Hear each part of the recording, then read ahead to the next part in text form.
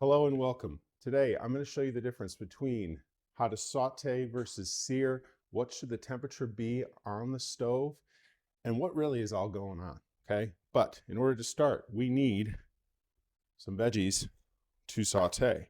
So I've got one red bell pepper here. I'm going to go ahead and get this cut up. Now, very important when sauteing versus searing, the temperature specifically on your stovetop. Too many times, people generally run their heat a little high. And when you run your heat a little high, the problem with that is it's no longer a saute or a sweat, especially if you are burning or getting too much color on your vegetables. Now, that can be easily fixed by making sure that when you are cooking, you're mindful of the temperature of your burner. So right now I am just going ahead and giving these veggies a rough chop. We're going to do some bell pepper and some onions today. And then for our sear, I'm going to be using some chicken thigh to show you the difference. All right, almost done with our bell pepper here. So I'm cutting these into about, I would say, 1/2 inch to 1/4 inch strips, lining them up, and then just giving them about a 1/4 inch chop. Okay, and those look good. We'll get those into our collection bowl here. Okay. Now, set that aside for the moment. Get our onion going here. I like to cut one end of the onion, cut it down the middle, leaving one end attached. This allows for the onion to kind of hold its shape as we go ahead and give these a nice chop as well. Get rid of all of our skin there. Now, I don't know about you. I love cooking with onions. I honestly would throw onions in any and all dishes I make. Okay, now we're going to take the tip of our knife here, just run this down about 1/4 inch spacing in between slices, and then we're going to run it across the very bottom. Do that again, and then do it a 3rd time towards the top. Then just going to go straight down and get this beautiful dice here. Look at that, paper thin, perfect for what we are going to be using these bell peppers and onions for. All right, I'm going to go ahead and finish up chopping up our veg, and I'll meet you at the stovetop. We are here at the stovetop, and I'm going to show you how to both saute and how to sear. So I've got 2 identical stainless steel pans here, okay? We're going to saute our veggies in one, and we are going to pan sear some chicken thigh in the other.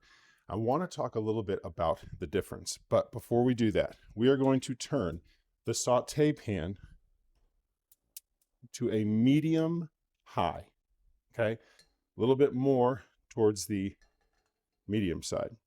For our sear though, we want a ripping hot pan. So we're gonna go high heat, and we're gonna let that sit for a moment. Our saute, as that starts to heat up, we're gonna put a little bit of olive oil, about 2 tablespoons worth there. For an added bonus, I like to throw in about 2 tablespoons worth of butter. Now, we're going to want to wait until that all starts to melt. But once we toss the veggies in there, we are going to add some salt and pepper, specifically the salt, because we want the salt to draw out all the moisture from the veggies. In a saute, or a sweat, as it is also called, we want all of the moisture, the liquid, to leave those veggies, okay? But we don't want to necessarily brown them. We want them to become translucent with maybe a slight touch of color, but we don't want any burn marks, okay? No burn marks. We just want to sweat or saute our veggies. Now, get yourself a wooden spatula. In go our onions and peppers. Now notice how you can hear the sound of our saute. Okay, it's not spitting, it's not, ripping hot. It's just enough to get those veggies to sweat, but not necessarily burn. Okay, now a couple cracks of salt to draw out our moisture there, and a couple cracks of black pepper. Now with this, a saute here, okay, you can kind of let this go, okay? Let it go for a couple minutes, mix it, let it go for a couple minutes, mix it. Now, as you can see, our pan ripping hot, okay? Now, we're going to put about the same amount of olive oil, about 2 tablespoons worth, okay? And I am going to, optionally as well, put 2 tablespoons worth of butter. Now you'll notice already our pan is ripping hot, okay? In goes our chicken thighs. Now, with stainless steel, these are going to instantly adhere to the bottom of our pan, okay? As you can see, I'm starting to pull. It's already kind of tugged, or stuck, excuse me, at the bottom of our pan. That is okay, okay? Now, you will know that this is ready to flip. Once the pan lets you just easily release that chicken from the bottom of the pan. If you start to try and do it too early, it's gonna have chicken stuck there. It's not gonna have a good color. This isn't gonna go well. Do a couple of cracks of salt over the top. A couple cracks of black pepper over the top as well. Okay, now we're gonna let that go for just a second. Stir our veggies. Now you'll notice like the color of the pan too, right? Like you can start to see some browning, some darkening around the edge of the pan here. With our sear, with our saute, you'll notice no dark spots, right? But you can already start to see some of those onions are starting to become translucent, okay? Now, you're more than welcome to turn the heat up a little bit, just a touch, Now, if you have testy smoke alarms, you might want to make sure you turn the fan on.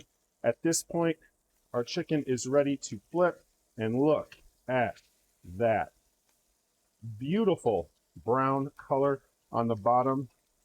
That's where all of that flavor hides. Now, that darker brown butter, okay, if you wanted, and this is great with a piece of meat, what you can start to do is kind of base that over the top of our chicken. And the great thing about chicken thighs is you can almost never overcook a chicken thigh. Not saying that you can't, just saying it's very difficult to do so.